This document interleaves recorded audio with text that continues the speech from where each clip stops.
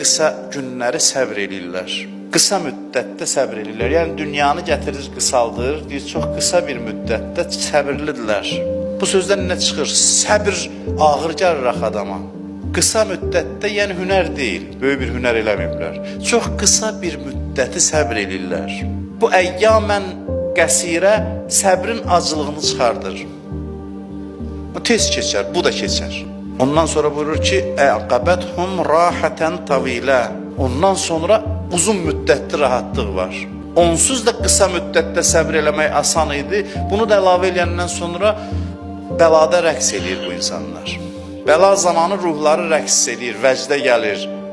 Bunlar özlərini zorla səbrə vadar eləmirlər. Bunların həyat fəlsəfəsi belədir ki, çox qısadır, çox qısa.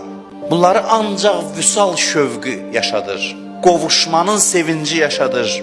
Bunlar Allahla görüşə hazırlaşır. Görüş nə vaxt başlayır? Can bədəndən çıxanda. Və cəə rabbuke vəl mələku səffən səffa. Deyir ki, birdən Allah gəlir. Elə bil ki, ölən andan müşahidə eləməyə başlayır.